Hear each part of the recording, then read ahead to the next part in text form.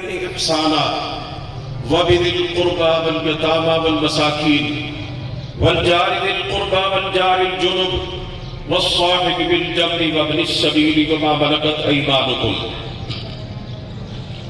حضرات محترم، قابل احترام خواتین اسلام، آج ہم رمضان مبارک کی مصروفیات سے فارغ ہو کر اللہ رب العزت کی بارگاہ میں سجدہ شکر بجا لانے کے لیے اور عید الفطر کی سنت کو ادا کرنے کے لیے جمع ہوئے ہیں۔ رمضان کا مہینہ تربیت کا مہینہ تھا، اور اس تربیت کو جو اس مہینے میں ہمیں حاصل ہوئی، اسے اگر ایک لفظ کے اندر بیان کیا جائے تو وہ لفظ ہے تقویٰ۔ قرآن کریم میں اللہ رب العزت نے فرمایا یہ روزے تم پر اس لیے فرض کیے گئے تھے لعلکم تتقون، تاکہ تمہارے اندر تقویٰ پیدا ہو جائے۔ اور دوسرے الفاظ میں اگر ہم تقویٰ کی وضاحت کرنا چاہیں اور رمضان کی تربیت کو ایک اور انداز سے بیان کرنا چاہیں اور سمجھنا چاہیں تو وہ یہ ہے کہ روزہ ہمیں یہ پیغام دینے کے لیے آیا تھا، ہمیں یہ سمجھانے کے لیے آیا تھا، اور ہمارے اندر اس بات کو راسخ کرنے کے لیے آیا تھا کہ ہم نے کس طرح بیک وقت حقوق اللہ اور حقوق العباد کی ادائیگی کا اہتمام کرنا۔ آپ اس بات کو اس طریقے سے سمجھیں کہ ہم نے اس مہینے میں جو روزے رکھے، جو نمازیں پڑھی، جو قیام اللیل کیا، جو قرآن کی تلاوت کی، جو ذکر و اذکار کیے، جو دعائیں کی، جو مناجات کی، جو صدقہ و خیرات کیا، جو اللہ کی راہ میں خرچ کیا، اور عید کے لیے نکلنے سے پہلے گزشتہ 2-3 دن میں ہم نے جو فطرانہ دیا، ان میں حقوق اللہ اور حقوق العباد کا پورا نظام موجود ہے۔ عبادات کا تعلق اللہ کے حقوق سے ہے، اور یہ جو صدقہ خیرات جو روزے نہیں رکھ سکے انہوں نے فدیہ دیا اور ہم نے فطرانہ دیا، یہ حقوق العباد سے تعلق رکھتا ہے۔ ہمیں اس بات کو اچھی طرح سمجھنے کی ضرورت ہے کہ جب ہم دین پر عمل کریں اور دین کو سمجھیں تو ہمیں ایک توازن قائم رکھنا چاہیے، ایک بیلنس رکھنا چاہیے کہ کیا ہم اپنے عمل سے اور اپنے کردار سے حقوق العباد اور حقوق اللہ دونوں کو اپنے سامنے اور ملحوظ خاطر رکھتے ہیں یا نہیں رکھتے۔ ہم میں سے اگر کوئی حقوق اللہ کے حوالے سے پرفیکٹ ہے تو حقوق العباد کے حوالے سے کمزور ہے، اگر کوئی حقوق العباد کے حوالے سے بہتر ہے تو حقوق اللہ کے حوالے سے اس کے اندر کہیں نہ کہیں کمی پائی جاتی ہے۔ سرکار دو عالم صلی اللہ علیہ وسلم پر جو شریعت اتری اور جو پہلے تمام انبیاء کرام علیہ السلام پر اللہ تعالیٰ نے شریعتیں اتاری، آپ صلی اللہ علیہ وسلم پر جو قرآن کریم اتارا اور پہلے تمام انبیاء رسول پر جو آسمانی کتابیں اتاری، ان سب کا نچوڑ اور خلاصہ یہ ہے کہ اللہ کے حقوق اور بندوں کے حقوق کی ادائیگی کا اہتمام کیا جائے۔ یہ پورے کے پورے دین کا خلاصہ ہے۔ سرکار دو عالم صلی اللہ علیہ وسلم کی نبوت کی زندگی کی ابتدا کو دیکھیں اور آپ صلی اللہ علیہ وسلم کی حیات مبارکہ کے اختتام کو دیکھیں۔ آغاز میں بھی آپ کو حقوق اللہ اور حقوق العباد کی ادائیگی کا حکم نظر آئے گا، اور آپ صلی اللہ علیہ وسلم کی حیات دنیوی کا جو آخری نقطہ تھا اس پر بھی آپ کو حقوق اللہ اور حقوق العباد کی ادائیگی کی تاکید نظر آئی۔ جب میرے اور آپ کے پیارے پیغمبر علیہ الصلوۃ والسلام نے نبوت کا اعلان کیا، آپ کے سر اقدس پر اللہ رب العزت نے ختم نبوت کا تاج رکھا، تو اس وقت آپ پر سورہ مزمل اتر رہی تھی، جس میں اللہ تعالیٰ نے فرمایا یا ایھا المزمل قم اللیل الا قلیلا، اے چادر اوڑھنے والے، اے کملی اوڑھنے والے، اٹھیے، رات کی نماز پڑھیے، تہجد کا اہتمام کیجیے۔ یہ حقوق اللہ کی طرف اشارہ تھا۔ اور اسی عرصے میں نبوت کے آغاز میں اور وحی کے نزول کے شروع میں سورہ ضحیٰ بھی اتری تھی، جس میں اللہ تعالیٰ نے فرمایا فَأَمَّا الْيَتِيمَ فَلَا تَقْهَرْ وَأَمَّا السَّائِلَ فَلَا تَنْهَرْ، اے میرے حبیب یتیم کو مت جھڑکیے، وہ پہلے ہی بہت زخمی ہے اور اسے جو تکلیف پہنچی ہے، جو مصیبت پہنچی ہے، وہ وہی جانتا ہے۔ یتیم کے جذبات کو مجروح مت کیجیے۔ کوئی سوالی ہے، کوئی مانگنے والا ہے، کوئی اللہ کے نام پر تقاضا کرنے والا ہے، اس کے ساتھ بھی سختی کا اہتمام مت کیجیے۔ ان آیات میں حقوق العباد کی طرف توجہ دلائی جا رہی ہے۔ پھر جب آپ صلی اللہ علیہ وسلم اس دنیا سے جا رہے تھے تو آپ کی زبان مبارک سے نکلنے والے جو آخری کلمات تھے ان میں سے ایک جملہ یہ تھا جو کئی مرتبہ آپ نے دہرایا تھا، اور دنیا سے جانے والا جو بات کہہ کے جاتا ہے وہ اس کے نزدیک سب سے اہم بات ہوتی ہے، اسی کو وصیت کہا جاتا ہے۔ میں جو الفاظ آپ کے سامنے پڑھتے جا رہا ہوں وہ میرے نبی کی وصیت ہے، اور آپ تکرار کے ساتھ ارشاد فرما رہے تھے اپنی زندگی کے بالکل آخری لمحات کے اندر الصلاۃ الصلاۃ وما ملکت ایمانکم، کہ لوگوں میں دنیا سے جا رہا ہوں، میں تمہیں یہ نصیحت کرتا ہوں نماز کا خیال رکھنا، نماز کی حفاظت کرنا، نماز کی پابندی کرنا۔ یہ حقوق اللہ کی طرف اشارہ تھا۔ اور دوسری بات وما ملکت ایمانکم، کہ اپنے لونڈیوں اور اپنے غلاموں کے حقوق کا خیال رکھنا، اس کمزور طبقے کی طرف سے غفلت کا اظہار مت کرنا، یہ حقوق العباد کی طرف اشارہ تھا۔ قرآن کریم کی ایک بڑی جامع آیت مبارکہ میں نے ابتدا میں آپ کے سامنے پڑھی ہے، اس میں اللہ رب العزت نے ارشاد فرمایا وَاعْبُدُوا اللَّهَ وَلَا تُشْرِكُوا بِهِ شَيْئًا، اللہ کی بندگی کرو،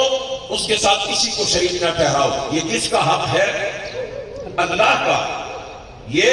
حقوق اللہ ہے، عبادت اور بندگی اس رب کی کرنی ہے، اس کے ساتھ کسی کو شریک نہیں ٹھہرانا۔ اور اس کے بعد بندوں کی ایک پوری فہرست ہے جن کے ساتھ اس نے سلوک کا اور احسان کا حکم دیا جا رہا ہے۔ فرمایا وَبِالْوَالِدَيْنِ إِحْسَانًا، والدین کے ساتھ اچھا رویہ اختیار کرنا ہے۔ بندوں میں سب سے پہلا حق ماں باپ کا ہے۔ وَبِذِي الْقُرْبَىٰ، پھر فرمایا رشتہ داروں کا، اس کے بعد فرمایا وَالْيَتَامَىٰ، اور یتیموں کا، وَالْمَسَاکِینِ، پھر مسکینوں کا، فرمایا وَالْجَارِ ذِی الْقُرْبَىٰ، پھر اس ہمسائے کا جو رشتہ دار ہے، وَالْجَارِ الْجُنُبِ، اور وہ ہمسایہ جو رشتہ دار نہیں ہے، وَالصَّاحِبِ بِالْجَنبِ، اور جو پہلو کا ساتھی ہے، جو تمہارے ساتھ کام کرتا ہے، ملازمت کرتا ہے، یا تمہارے ساتھ سفر میں ہے، تمہارا ہم رکاب ہے۔ اور آگے فرمایا وَمَا مَلَكَتْ أَيْمَانُكُمْ، اور جو تمہاری لونڈیاں اور تمہارے غلام ہیں، تمہارے زیر دست ہے۔ آپ ذرا اندازہ فرمائیے اللہ رب العزت نے کس طرح جامع انداز میں انسانیت کے تمام طبقوں کا نام لے لے کر فرمایا کہ ان کے ساتھ اس نے سلوک کرنا ہے اور ان کے حقوق کی ادائیگی کا اہتمام کرنا ہے۔ عزیزان محترم، یہ بات یاد رکھیے کہ دین اسلام صرف مسلمانوں کے حقوق کی بات نہیں کرتا، یہ پوری انسانیت کے حقوق کی بات کرتا ہے، بلکہ اس سے بھی آگے بڑھ کر کہنا چاہتا ہوں یہ تمام مخلوقات کے حقوق کا علم بردار دین ہے۔ یہ دین فطرت ہے. جس شریعت کے ہم ماننے والے ہیں اس شریعت میں ایک عورت کو جو فاحشہ تھی، بدکردار تھی، پیاس سے تڑپتے ہوئے کتے کو پانی پلانے پر جنت کی بشارت مل رہی ہے. اور وہ عورت جس نے ایک بلی کو باندھ کے رکھا، اسے کھانا دیا نہ پانی دیا، وہ بھوکی پیاسی مر گئی. اس عورت کو ایک بلی کا حق قسم کرنے کی وجہ سے، اس پر ظلم کی وجہ سے اللہ کے رسول نے جہنم کی وعید سنائی. حقوق اللہ، حقوق العباد کے اندر توازن ایک مسلمان کے سامنے ہر وقت رہنا چاہیے. اور میں اختصار کے ساتھ یہ بات عرض کرنا چاہتا ہوں کہ جو لوگ حقوق العباد کو اہمیت نہیں دیتے، انہیں سمجھنا چاہیے کہ یہ اتنا نازک اور حساس معاملہ ہے. بخاری شریف کی حدیث ہے کہ جب لوگ پل صراط کو پار کر لیں گے تو پھر جنت اور جہنم کے درمیان انہیں ایک اور پل پہ کھڑا کیا جائے گا. اس کی وجہ کیا ہوگی کہ حقوق العباد میں جو کمی ہوگی، جو زیادتی کی گئی ہوگی، اس کا قصاص لیا جائے گا، تب جنت کے اندر داخل کیا جائے گا. مطلب یہ ہے، اور اس حدیث پاک سے یہ بات واضح ہوتی ہے کہ اگر کسی نے بندوں کے حقوق میں کوئی کوتاہی کی ہے اور لوگوں کے حقوق اس کے ذمہ ہیں، تو تب تک اللہ تعالیٰ اسے جنت میں داخل نہیں کریں گے جب تک معاملے کو صاف نہیں کر لیں گے. بڑا خطرناک معاملہ ہے میرے عزیزوں. روزہ ہمیں حقوق اللہ، حقوق العباد دونوں کا درس دینے کے لیے آیا تھا. آج اس وقت جو میرے ملک پر حالات بنے ہوئے اور 22 کروڑ پاکستانی عوام جس کرب اور اذیت سے دو چار ہیں، اس کا سب سے بڑا سبب یہ ہے کہ اس ملک کے اندر اللہ کے بندوں کے حقوق کو مد نظر نہیں رکھا گیا. اور میں بڑے دکھ سے یہ کہنا چاہتا ہوں کہ انہی لوگوں نے اس ملک کے کروڑوں عوام کے حقوق پہ ڈاکہ ڈالا ہے جو کہ ان لوگوں کے حقوق کے محافظ ہیں، جو ان کی امانتوں کے امین ہیں، اور جو ان کی جان، مال اور عزت و آبرو کے نگران ہیں، جو اس قوم کے حکمران ہیں. انہوں نے کروڑوں عوام کے حقوق پہ شمشیر مارا ہے. میرے سادہ لو عوام کو پتہ ہی نہیں ہے یہ کرپشن کیا چیز ہے، یہ بددیانتی کیا چیز ہے، یہ سرکاری خزانے پر ڈاکہ ڈالنا اس کی حقیقت کیا ہے. اس ملک کے اندر 7-8 کروڑ کے درمیان مزدور طبقے سے تعلق رکھنے والے افراد ہیں. ان کے خون پسینے کی کمائی سے قومی خزانے کے اندر ٹیکس جمع ہوتے ہیں، جن سے پورے ملک کا نظام چلتا ہے، سارے صوبے چلتے ہیں، سارے ادارے چلتے ہیں. آپ صابن کی ایک ڈبیا خریدے، سرف کی ایک ڈبیا خریدے، ایک ماچس کی خریدے، اس پہ بھی آپ جنرل سیلز ٹیکس دیتے ہیں. اور میں آپ سے یہ کہنا چاہتا ہوں، ہماری حکمران کلاس یہ کہتی ہے عوام ٹیکس نہیں دیتے. یقین جانے ڈائریکٹ ٹیکسز کی صورت میں جتنا پیسہ پاکستانی عوام خزانے کے اندر جمع کرواتی ہے، دنیا کی کوئی امیر سے امیر قوم بھی جمع نہیں کرواتی ہے. اس ملک کے کروڑوں غریبوں کی خون پسینے کی کمائی اور ان کے محنت کی جو کمائی ہے، ہمارے حکمران کلاس، اشرافیہ اور ہمارا یہ استحصالی طبقہ جو ہے یہ ہڑپ کر لیتا ہے اور اسے اپنی ذاتی جاگیر سمجھتا ہے اور شیر بادل سمجھ کر اس کو پی جاتا ہے. یہ مہنگائی، غربت، بے روزگاری، یہ سارے قرضے جو ہمارے سروں پر مسلط ہیں اور ہماری آنے والی نسلیں قرضے کے بندر میں چپڑی ہوئی ہیں، اس کے پیچھے یہی وجہ ہے کہ ہمارے حکمران طبقے نے اور بالا تر طبقے نے اپنے عوام کے حقوق پہ ڈاکہ ڈالا. کبھی کبھی میں سوچتا ہوں، میں کام کے رہ جاتا ہوں، ان کا حساب کتنا سخت ہوگا. اللہ کے رسول نے فرمایا، اور میں تمہیں دنیا میں سمجھا کے جا رہا ہوں، خبردار کسی کا حق نہ مارنا. کہیں ایسا نہ ہو کہ تم میں سے کسی نے قیامت کے دن کپڑے کا ایک تھان اپنے کندھے پہ رکھا ہوا ہو جو اس نے کسی کا چرایا تھا، جو کسی کا چھینا تھا، جو کسی کا غصب کیا تھا اور وہ مجھ سے کہے کہ اللہ کا رسول مجھے بتائیے، فرمایا میں دنیا میں سمجھا رہا ہوں قیامت کے دن کام نہیں آؤں گا، تم میں سے کوئی ایسا نہ ہو کہ روز محشر اس نے بکری کے ایک بچے کو اپنے کندھوں پہ اٹھا رکھا ہو اور یہ کہہ رہا ہو اللہ کے رسول میری مدد کیجئے، اللہ کے رسول مجھے بچائیے۔ فرمایا میں دنیا میں تمہیں واضح طور پر سمجھا رہا ہوں قیامت کے دن اگر تم نے کسی کا حق غصب کیا تو تمہاری گردن پہ ہوگا اور میں اللہ کا نبی تمہارے کسی کام نہیں آ سکوں گا۔ حضرات، تھوڑا سا کپڑا کسی کا ہڑپ کرنے والا اور کسی کا بکری کا بچہ غصب کرنے والا قیامت کے دن اللہ کے رسول اس کے کام نہ آئے تو جن لوگوں نے کروڑوں اربوں کھربوں روپے اس ملک کے غریب عوام کی ہڑپ کر دیے اور ان کے حقوق پہ دن رات ڈاکے ڈال کے انہوں نے اپنی اور اپنے آنے والی نسلوں کی یہ دنیا سنوارنے کی کوشش کی، ذرا غور تو کریں رب کی بارگاہ میں کتنا کڑا احتساب ہوگا، کتنا سخت ان کا محاسبہ ہوگا۔ میں یہی عرض کرنا چاہتا ہوں میرے ملک کے تمام مسائل کا حل صرف اور صرف دیانتدار، باکردار اور دیندار قیادت ہے، اور یہ بھی ببانگ توہل کہنا چاہتا ہوں، علی وجہ البصیرت کہنا چاہتا ہوں، بلا خوف تردید کہنا چاہتا ہوں، ڈنکے کی چوٹ پہ کہنا چاہتا ہوں۔ جماعت اسلامی پاکستان کے جتنے بھی سیاستدان مختلف مناصب اور عہدوں پر گزشتہ ادوار میں موجود تھے اور آج بھی موجود ہے، یقین جانو وہ دیندار بھی ہیں، باکردار بھی ہیں، امانتدار بھی ہیں اور وہ اہلیت بھی رکھتے ہیں۔ یہ کوئی چھوٹی بات ہے کہ پاکستان کی غلیظ سیاست کے اندر کرپشن کی دلدل میں لوگ سرنگا دھنسے ہوئے اور کوئی ایک بھی جو ہے ایسا نہیں ہے جسے بطور مثال پیش کیا جا سکے۔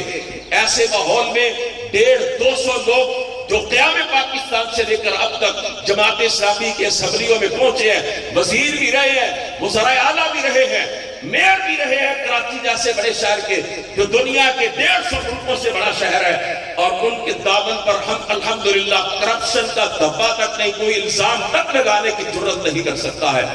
اور جناب سراج الحق صاحب کے بارے میں کس نے نہیں کہا تھا، حتیٰ کہ چیف جسٹس نے بھی کہا تھا اگر آئین کی دفعہ 62 اور 63 کو لاگو کیا جائے اسمبلیاں خالی ہو جائیں گی اور سوائے سراج الحق کے پارلیمنٹ کے اندر کوئی نہیں بچے گا۔ حضرات محترم، یہ میں اپنی تعریف نہیں کر رہا، اپنی جماعت کی تعریف نہیں کر رہا، میں اس ملک کے مسائل کے حوالے سے آپ کے سامنے بات کر رہا ہوں۔ اس طرح کے لوگ آئیں گے تو ملک کی تقدیر بدلے گی۔ سراج الحق صاحب جگہ جگہ پہ کہتے ہیں میں صوبہ کے پی کا سینئر منسٹر تھا، وزیر خزانہ تھا، اور میں نے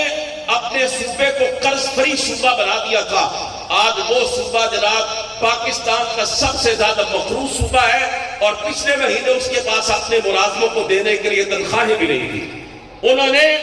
اس صوبے کو سود فری صوبہ بنا دیا تھا اور پشاور کی تاریخی مسجد بہاوت خان کے اندر انہوں نے جمعے کا خطبہ دیا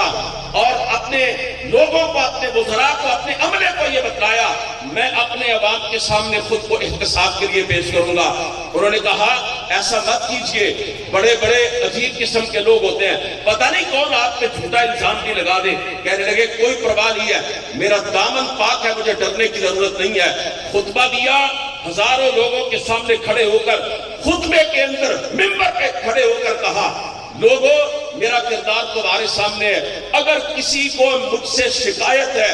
اگر میں نے بحیثیت سینئر وزیر اور وزیر خزانہ کوئی ایک پائی کی بھی کرپشن کی ہے، آؤ میرے سامنے مجھے بتلاؤ۔ یہی وہ طریقہ تھا جو خلفائے راشدین کا طریقہ تھا، وہ اپنے آپ کو اپنے لوگوں کے سامنے پیش کیا کرتے تھے اور خود کہتے تھے کہ ہمارا محاسبہ کرو اور ہمارا جائزہ لو۔ یقین جانو اس طرح کے دیندار، باکردار اور دیانتدار لوگ جب ہمارے حکمران بنیں گے تو تب ہماری قسمت بدلے گی۔ میں نے ریکارڈ کے حوالے سے بات کی ہے، ہوا میں کوئی تیر نہیں چلایا، ثبوت کے ساتھ باتیں کی ہیں۔ تین نام ہی دو چیزوں کا ہے، ایک اللہ کے حقوق اور دوسرے اس کے بندوں کے حقوق، اور ان دونوں کے درمیان توازن رکھتے ہوئے دین پہ عمل کرنا اور زندگی گزارنا، یہ ایک مسلمان کا دستور العمل ہے۔ یہی شریعت کا